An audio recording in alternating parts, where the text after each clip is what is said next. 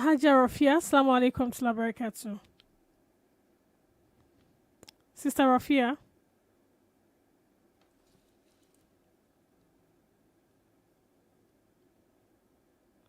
Hello, Sister Rafia. I see you're here. Assalamu alaikum.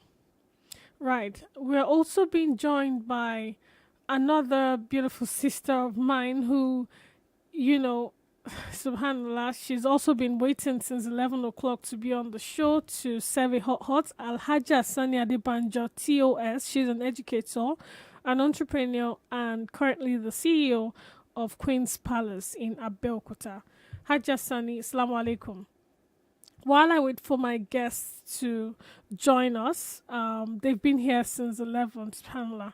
Let me just give you a quick background to what we're going to be talking about today. So, early marriage, and that's on the, it was because of a case that was circulating on social media earlier in the year about two young lads, a young boy of age 19 and his girlfriend, age 17. Yes, so both of them young, and they plan to get married. And they said, people are against it, but in any case, they're going ahead with it. So, Okwonla Victor getting married to his 17-year-old girlfriend. Now, that's on one hand. I don't know if any of you saw another video that was circulating in the course of the week on another online radio platform, and this time around it was the case of three teenagers, two boys and one girl, over paternity squabbles. So one was laying claim to being the father of the child, another, so two men, two boys. I don't even know, I'm confused because they're under 18, subhanallah.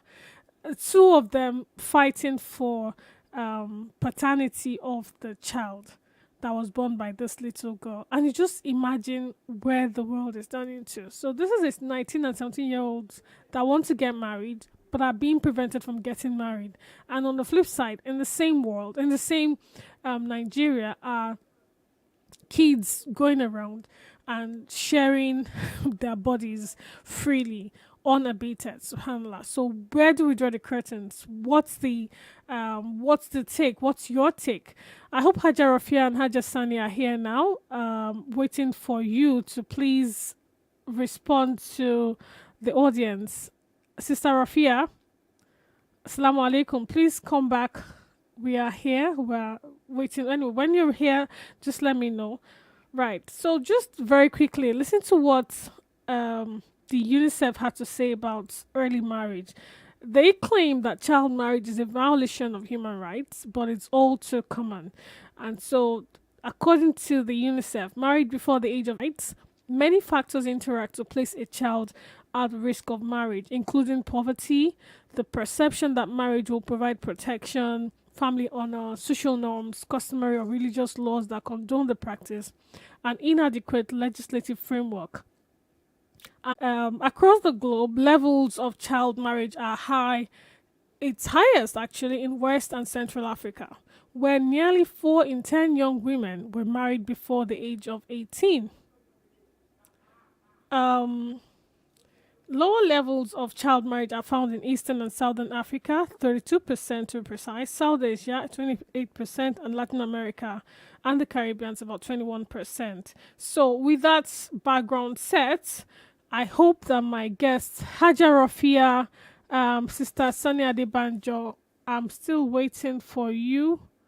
I honestly don't know what to do. I'll just take a quick break and hopefully my guests will be available to join us. Stay with us, please. أقول له أفلح الأوفياء وحسب الوفاء يطيل العمر هنيئا لمن أخلص الحب عمرا وسحقا لذاك الذي قد غادر هنيئا لمن أخلص الحب عمرا وسحقا لذاك الذي قد غادر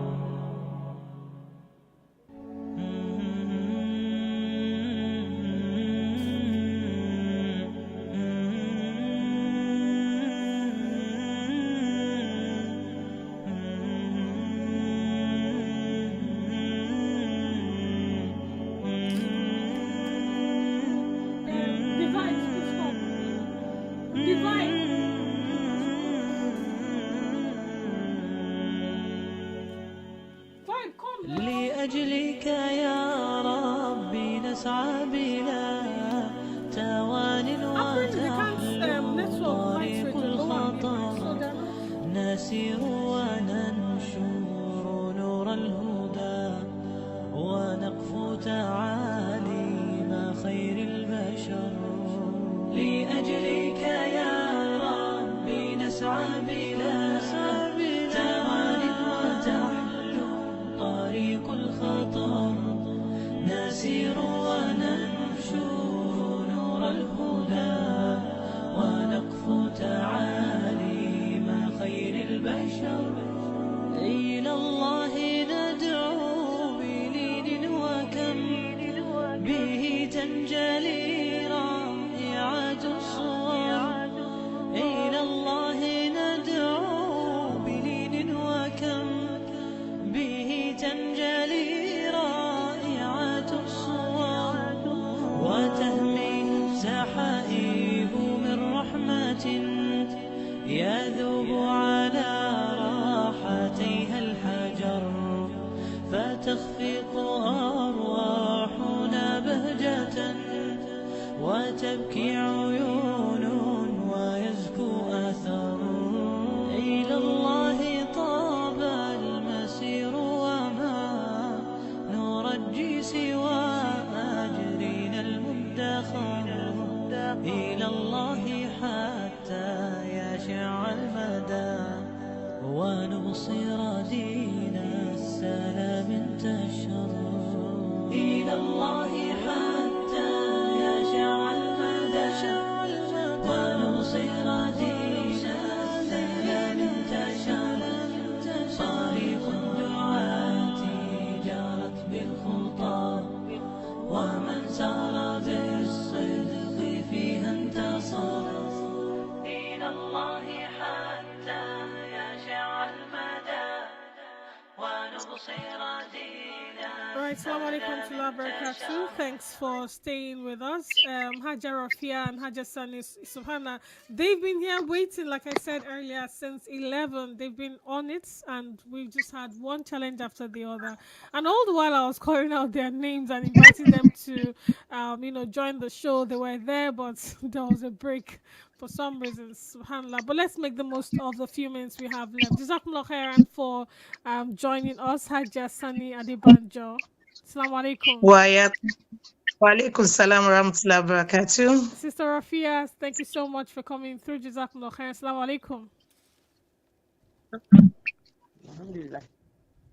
So just very quickly, I don't know what you've missed a bit because I did a bit of intro, but the videos that led us to this topic is about a young man, well, a 19-year-old boy, desirous of getting married to a 17-year-old girlfriend of his, and it was frowned upon by his family and relatives. Whereas in the same breath, three young kids, three children, two boys fighting for custody or paternity actually of a child. And so in one breath we are saying, nothing, say no to early marriage, shun early marriage, but we allow them free access to each other, claiming that, in fact, I read out a UNICEF, the stand of UNICEF on this child marriage is that it's a violation of human rights. It truncates the education of the girl child. It does this, it does that, and all of those, dramas that they come up with, subhanAllah. So let us bring it home. Reality check. What is wrong with early marriage? I know, let me put it to you first. Did any of you get involved in early marriage? Did anybody get married early? Sister Sunny? By early No, here, I under didn't. 18. Yes, I got married at 25. No. 25, Sister Rafia? At 24. Okay. Well, so in this 24. climb, that will be early also. So you're not the under 18s that we're looking for. But so, I mean, at that time, you were in university or you're out of university? What was it, Sister Rafia? Yes. I was in 300 level. Aha, is you who are looking for. 300. Okay, so I'm going to come back to you. Sister Sunny, when was it? When you're out of university or still in university? I was on my HND1 there. Okay. Is it what we're I was looking on for? HND. Right. So let's just get right into it. Did it affect your career projections, your development? What did it do for you getting married at that age? Let me come to you first, Sister Rafia. You were still in school, 300 level. Who brought the idea and how did your parents receive that kind of information? Uh, Actually, my parents have, let me say, a bit understanding of what Islam says concerning the institution of marriage. So they were never against it. They were never against it. So they accepted it. And of course, I traveled to Lagos then. I was in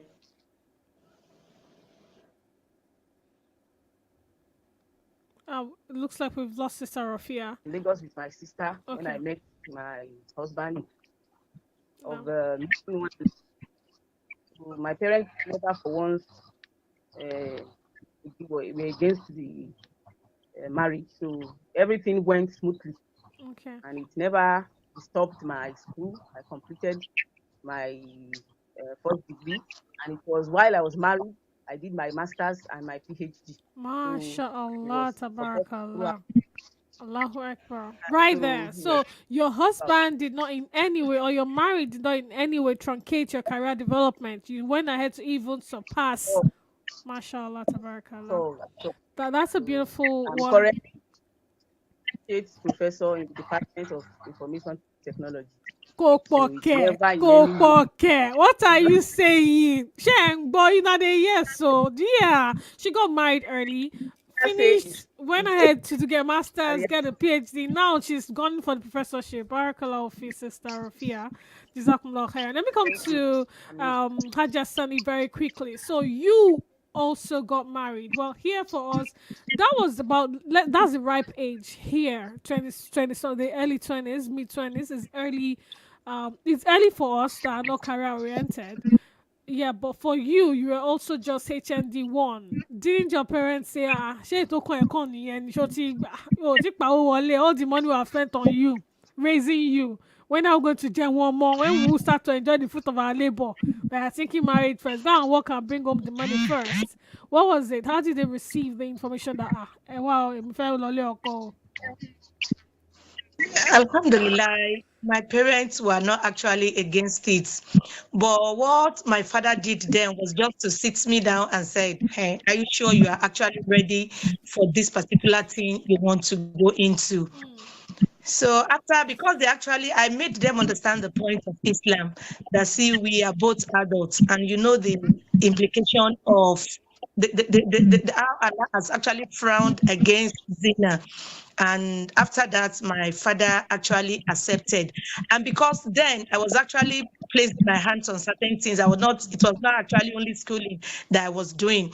I was into petty Nice. You got empowered on time. You were empowering yourself whilst in school. business, and I was into this. Typing was some other little things that can actually bring in money for me. Right. Now let's flip the coin. Both of you got married. I was actually working on my own and schooling. Though my parents were responsible for my schooling, but please, I have some myself. So they were actually not against it. Okay. I'll So come. it was even after the marriage, I had my HND, then I went for my postgraduate in education. So my parents were not actually against the wedding. Right. So let's come back to this UNICEF standpoint that I mentioned earlier. They've said that in their Are opinion, we together? are we here? Are you with me?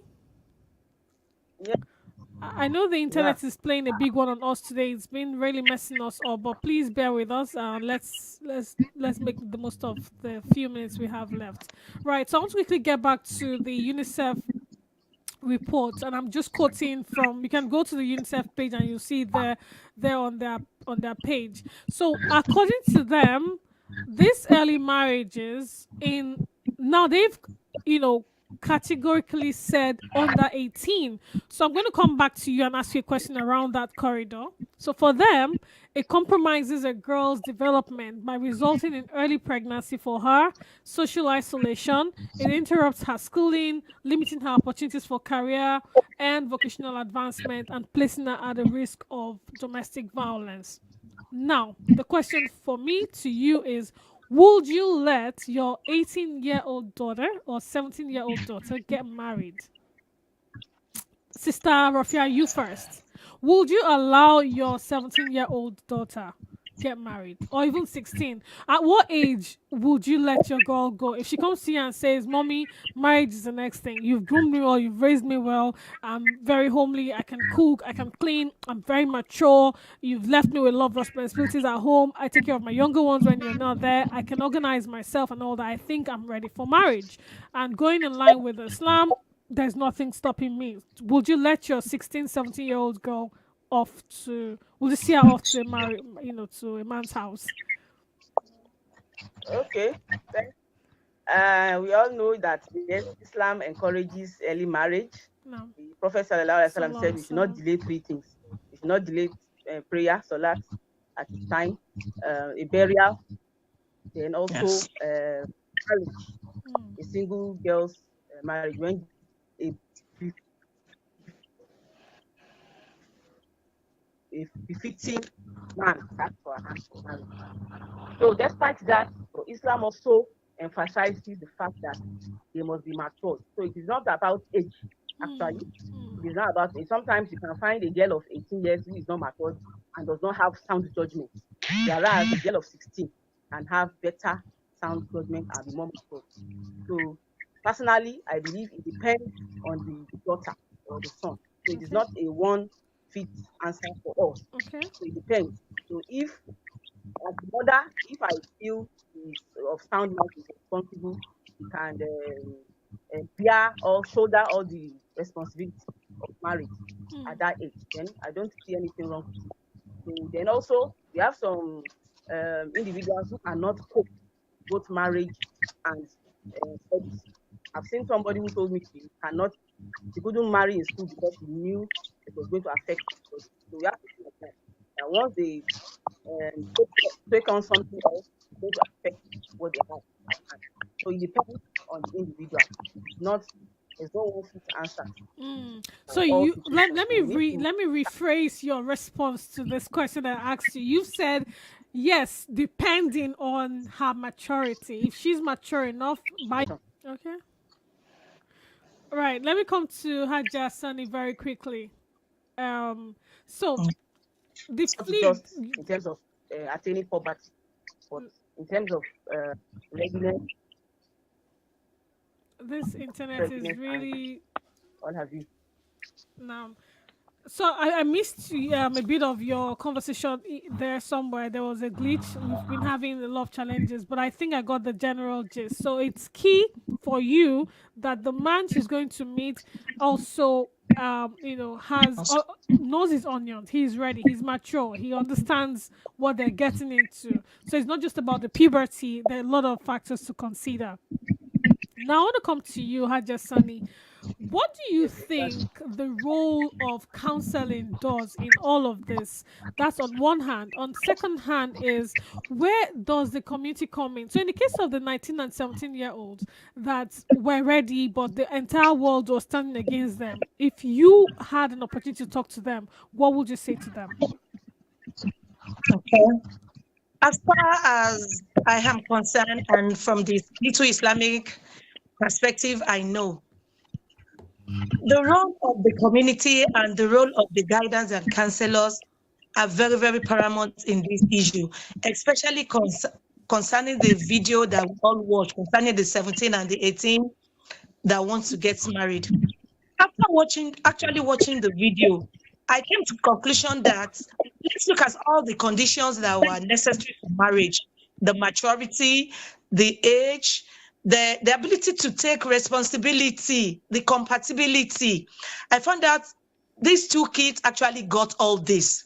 They ticked And all the the only thing I boxes. knew they needed, yes, the only thing I felt they needed is just a good counselor by their side and the community standing by them. Even those that got married at 30, 35, they still fumbled. they still fumbled. So it's actually there's actually this big need. I call it a big need for support, constant counseling, constant. I don't want to use the word monitoring because I don't buy the idea of this third party, playing too much roles in marriage. They should be left alone at least to lead their life. But they still need constant monitoring. They need assessment over time, at least from elders that have been through, the journey, to always, counsel them and see how far they're actually moving. So the role of counselors, the role of mothers, the society is very, very paramount when we are talking about marriage, irrespective of the age. They will still need the role of counselors and the community at large to make the institution work. When we talk about marriage, it's all about responsibility.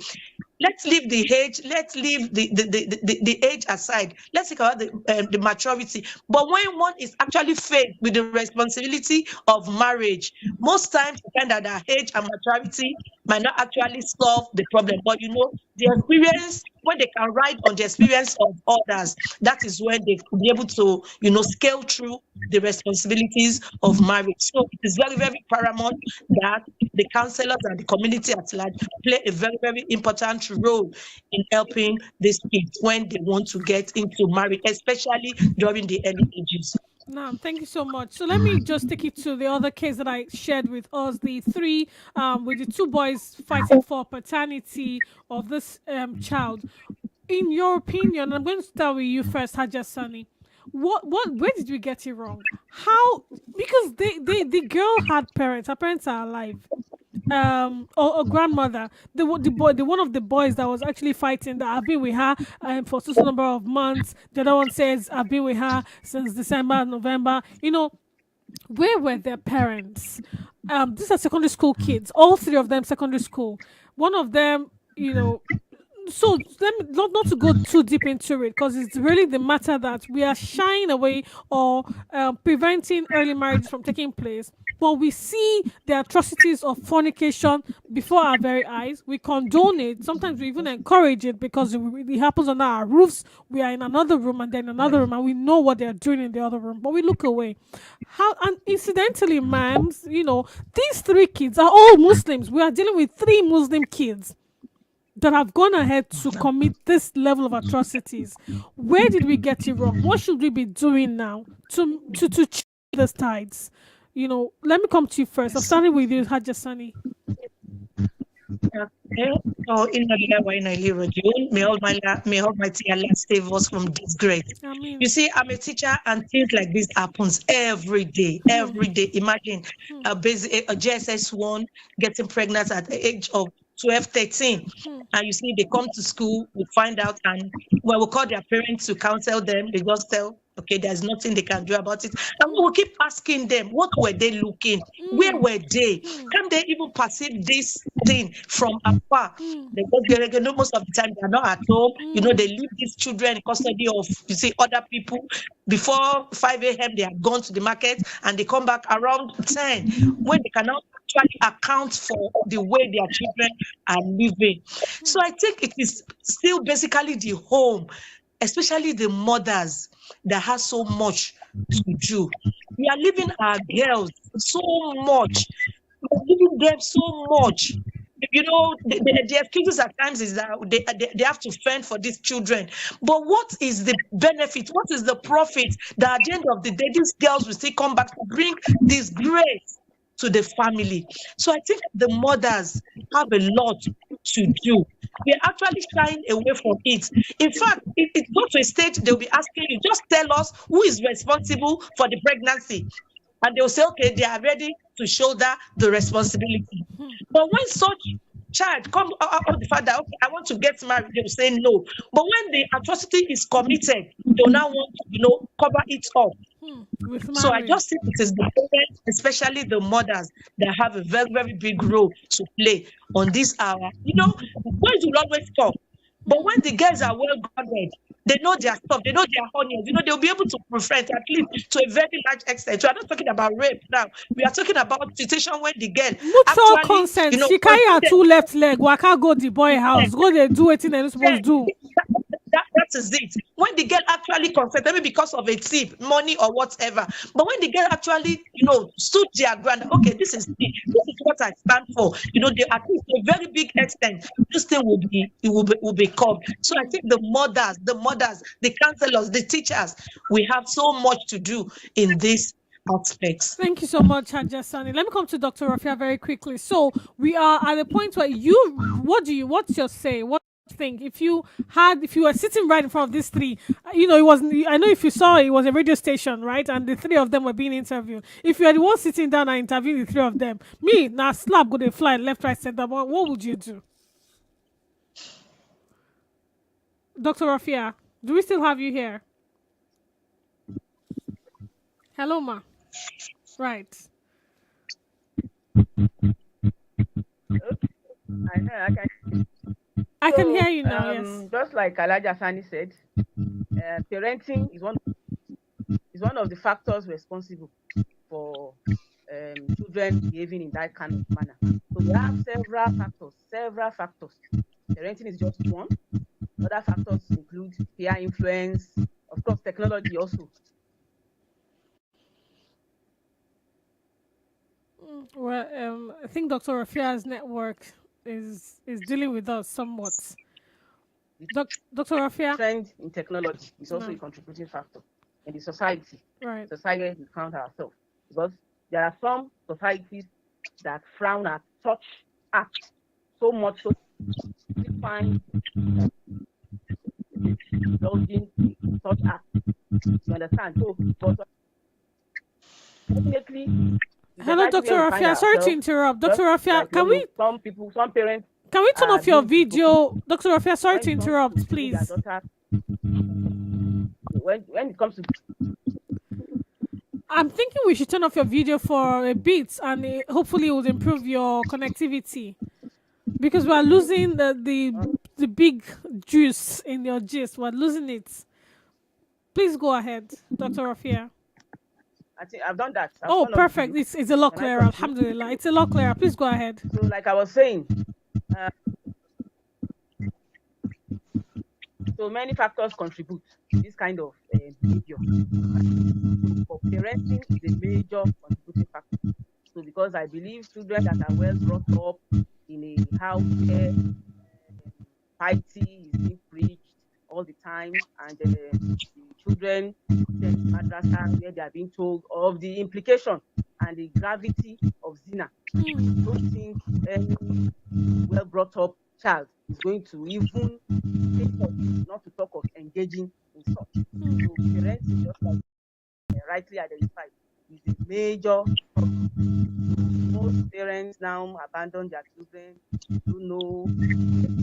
Some parents cannot, categorically say at a time where the child is. And so the children's whereabouts, who they move with. You need to know, you need to be engaged in that, so that at any point in time you come in, after them, you talk to them all the time. So I believe when you instill the fear of God in your children, we venture into behavior. So then the teachers also have a role to play. The society has a role to play. Communal upbringing, like we used to have in the past. What we used to have in the past. Communal upbringing, I like that. It was everybody. You born picking, but now all of us go raise them. It was everybody. Everybody had a business in raising that child. Yes. That was what was obtainable then. When you see your neighbor's child engaging in something, you father's house this morning. Where are your parents? That's the first question. Where are you going to? Bolotimbo. Lagomelo. Exactly. What we have. Some parents don't even want to hear any negative reports about their children. Rather than report the child or children, neighbors will just be onlookers. Because when you say anything, they will even fight you, thinking that their children are saints. And that is not the case. In the university system of so many, atrocities being committed. So, like I said, parenting will be what all of us very, very serious. With prayers, you need to pray. Everything requires prayer. So you need to pray to ensure that you don't expose your child to unnecessary vulnerability. Thank you so much, Dr. Rafia. So I'm going to come back to the Hajiya Sani very quickly, and that's because of something that Dr. Rafia said, and she's pushed it your way, because she mentioned about it. And glad enough, you are a teacher. So my question is, in the universities, and that's where these things are on a larger scale because they're free for all at that point in time. So you have a child that has been well groomed, parents are disciplinarians and all of that, but the child falls into this because now it's the peer, it's the in thing, it's what everybody is doing. So I don't want to be left out. How do you where do you come in? How do you address such issues? Because it's what they've carried on from the secondary school that they try, carry on in the university. They've started off in secondary school. You've been experiencing it, and they carry on in the university. Now it's even worse. So you have a girl that is at 18. She's had several abortions because she's smart about it. So, in your own words, what are we supposed to be doing that we aren't doing? Let me just quickly say that I don't totally agree. You said women, mothers. It's a joint thing. It's both parents, it's the father and the mother. However, that doesn't take away the bulk of the work that is on the women to do. However, now we are in this mess. We are here now. Our parents are too busy because they need to pay these bills. They need to do all these things. And really, we've inadvertently passed on the baton to the teachers to handle it for us. You see these children get down with each other. What do you do in that school environment to nip it in the bud, to caution them, to counsel them, to alert their parents about what is going on and all of that before they then go to jingiri si won lara to wá jẹ́ pé in the university it's as they like. As a teacher, we are not just a teacher. We don't only teach. We are mentors, we are role models, we are counselors. And of course, all these will be possible if we are their friends. See, when someone has this so much trust in you, when students can confide in you as a teacher, you'll be able to play a very big role in their life. So as a teacher, gone are the days don't teach with pain these days, but we teach with love, we teach with empathy, we make them understand, yes, this is the in thing in the society now, because it is only by seeing the disadvantage. We come to them from the point of empathy, that yes, we can feel what you are feeling, we know what the body is actually dictating to you, but this is it. If you do this, this is the repercussion. If you do this, this is the repercussion. And you see, with love, most of the time, and constant counseling, most of the time, these girls, I'm so much particular about girls because I believe when their fence is tall, you see, they will still have the escape. So these girls, most of the time, they come out from their shell, they tell you so many things, and in as much as they were able to get that trust in you, that you are for them, you see, you have a lot of impact in their life. So as a teacher, role models. In fact, there are times that just have to come out, tell them your own person. I did this, and these are the repercussion of those things I've done there. Though where there are times you escape through, there are times you might not escape through. So doing all, see, there are so many things that teachers can do. Even the parents at home might not know. But you see, you just have to work hand in hand with their parents so that a little from the school, a little from home, we get our girls.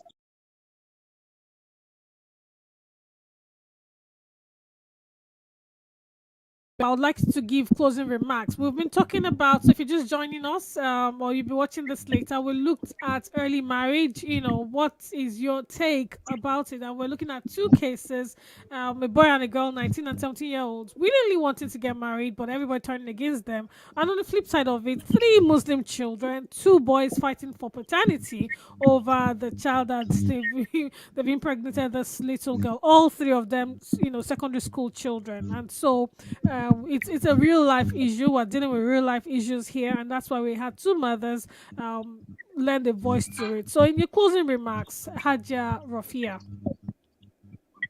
what would you like somebody Okay, to so remember and take away from this, and also preach the gospel? What gospel would you like to be preached going forward on this issue? okay, so I would just like to start with what parents should understand their children very well. You can't child equally.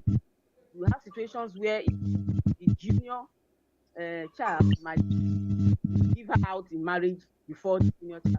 So you don't say because in some cultures, the senior has to things like that. So let's study our children, know their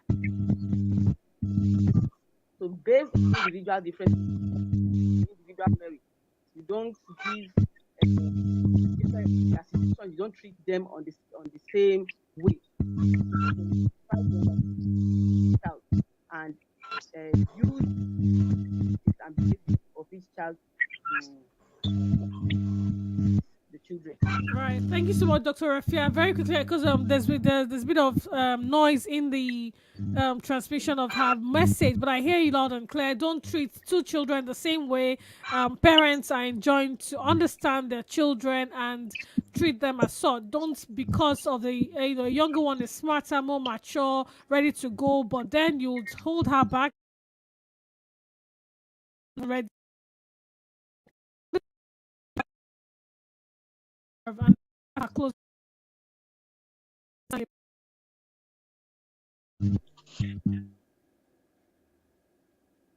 Hello, sis. My closing remark is that more